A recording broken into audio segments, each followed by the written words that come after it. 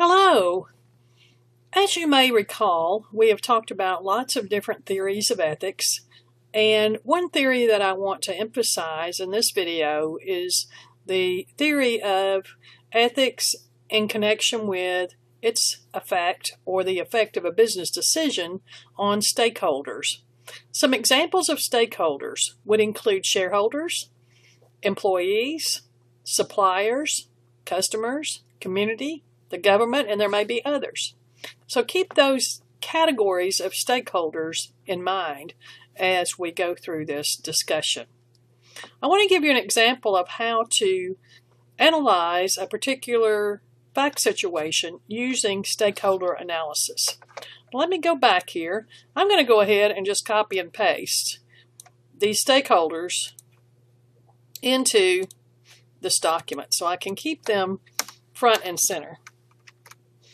And remember that some people, a lot of people in business feel that shareholders should be your most important stakeholder, but it's still not the only one in many viewpoints. Although, again, some people would say it's the only one.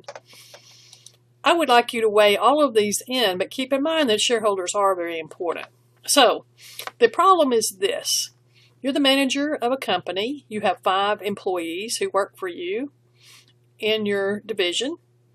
And all of them do the same kind of work, but you may have to terminate or lay off one of these 5 employees in order that the company can save money. All of these employees are going to find it somewhat hard to find work that pays as well because there's a currently tight labor market in this field. Keep in mind, for this problem, we're looking at ethics. We are not necessarily looking at affirmative action laws or other laws to determine which one of these 5 people we should terminate. So, we're going to look at the ethical side of this. Now, at another point, you may also be looking at the legal side later in the semester as we get to information about discrimination in employment. And, of course, before you make any decision, you're going to consult with the attorney for the company to see if the ethical choice you're making makes sense. If it's illegal or likely to subject the company to a lawsuit, you may want to avoid a decision that you might otherwise make. All right, so let's look at the stakeholders. And I think I'm going to take this in this way and try to discuss,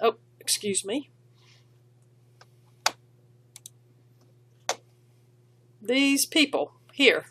And we're going to try to figure out which of these 5 employees should you lay off first. All right. So we've got Andrews, Brown, Carter, Davis, and Edwards. Which one? Okay. Well, if we lay off Andrews, what's the upside and downside? Later we'll learn about age discrimination, so we do have to be aware of that law. But let's set that aside for a minute and just talk about stakeholders. This is someone who is going to receive money if he is discharged, and he would be okay for a year or 2, but it may be hard for him to get a new job.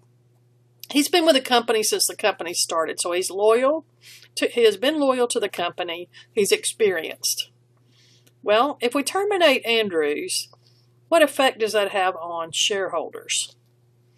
Well, if he is productive and experienced, or maybe the customers love him, shareholders may want you to keep Andrews. There's some facts we don't know. But the thing to look at is who would be affected here. Well, probably shareholders, employees. Andrews certainly would be affected. Andrews' family would be affected. Other employees would be affected possibly. When they see that, if you're loyal to this company, they still may terminate you. Customers may not like this too much if they are loyal to Andrews.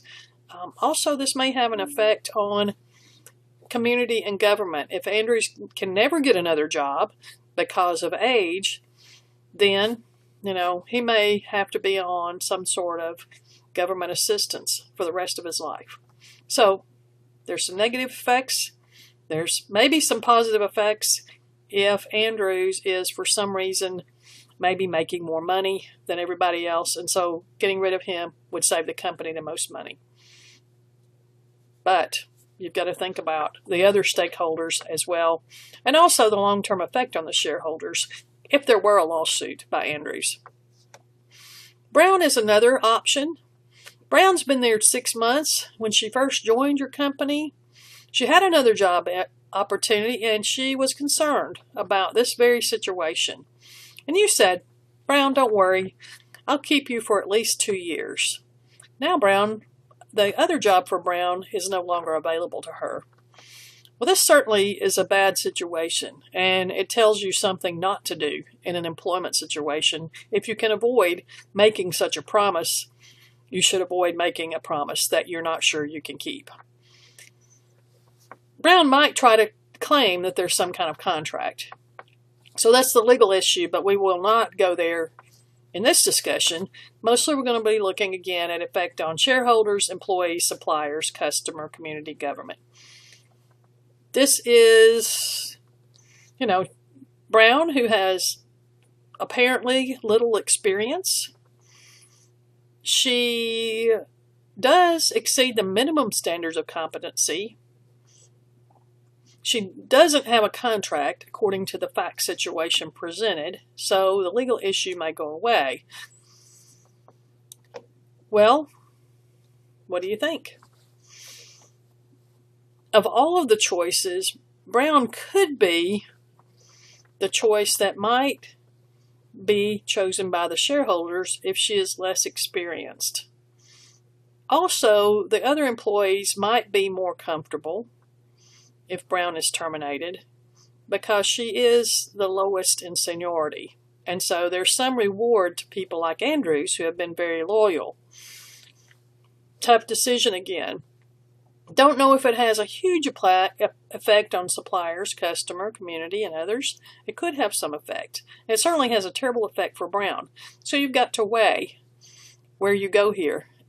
Obviously, this is going to have a bad effect on whichever employee you terminate, but who are the other stakeholders? And which is going to have the least bad effect on your shareholders and your employees, which I think I would rank number 1 and number 2 on my list of priorities in this case, but also suppliers, community, customers, all of those are also important to me.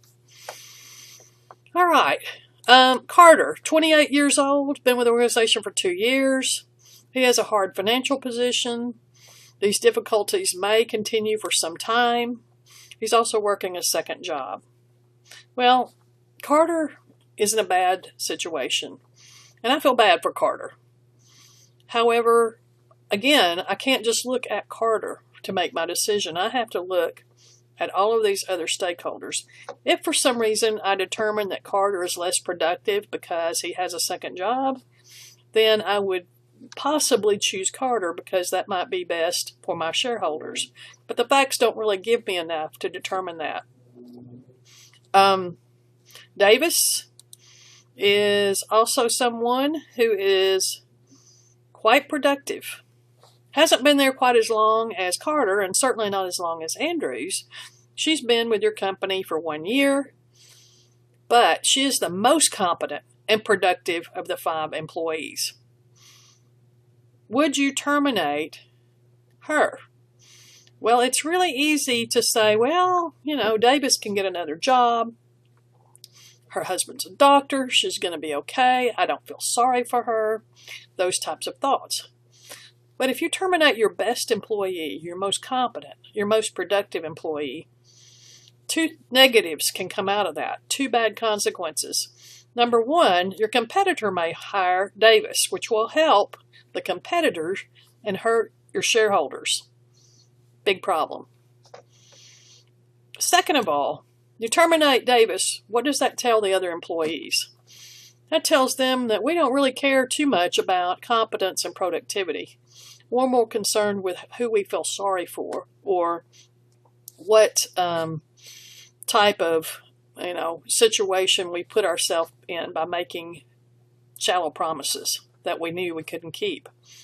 So we don't want to get in a situation where we treat our most productive employee, most competent employee, the worst, just because we don't feel sorry for her. Notice the stakeholders that would be hurt. Suppliers and customers, the community, may also be hurt if you terminate the most competent and productive employee. So sometimes business ethics will not just rely on compassion. We're not saying this compassion is nowhere in the mix, but I am saying that you have to consider more than that, or your company may go out of business if you only keep the people you feel sorry for instead of keeping the people who are productive for your company. If the company goes out of business, that hurts shareholders, employees, suppliers, customers, the community, everyone.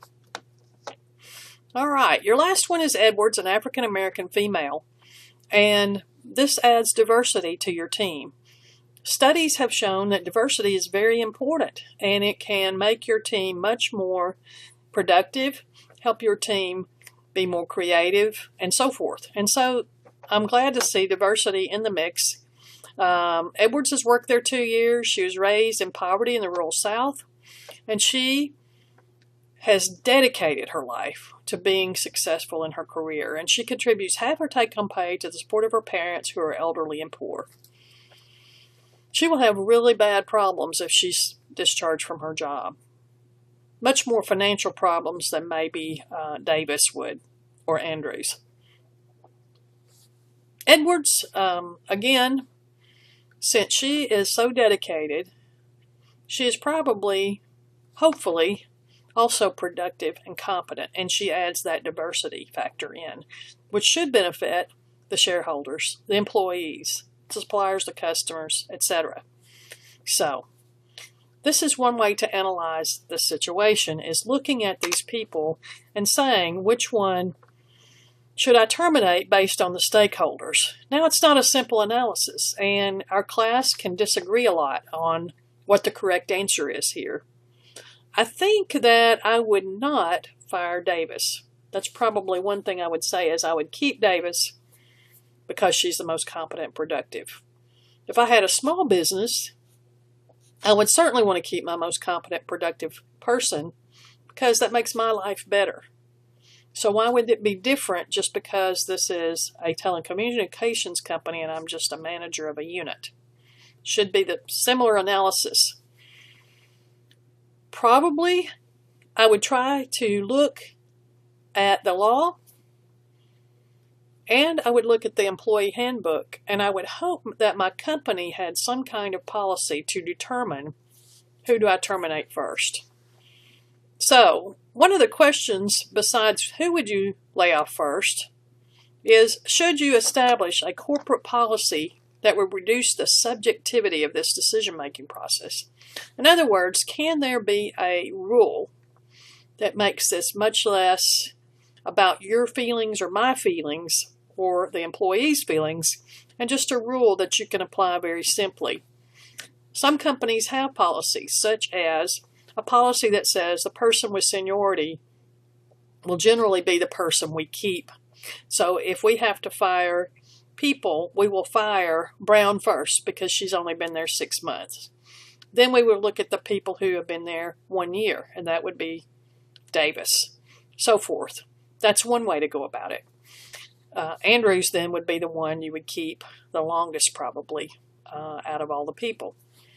Another policy could be that you look at productivity, and you say, we do reviews of people each year. If you're more productive and competent, you're more likely to keep your job. And in that case, Davis would be probably the winner, the one who stays for sure.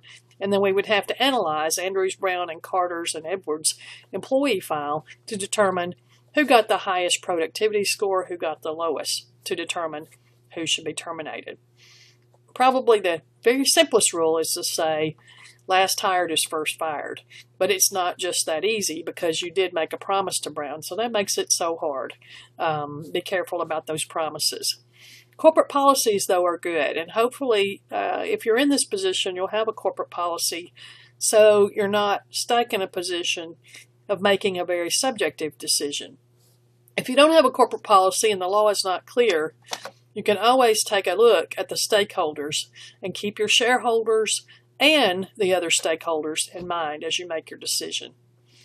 I hope this example helps. I know ethics seems sort of confusing or like there's a bunch of different right answers, but I do hope that you can look at your difficult ethical dilemmas and maybe at least have something you can hang on to help you weigh, which person you should terminate or what other choices you should make in terms of business ethics. Thank you for listening, and I hope you have a great day.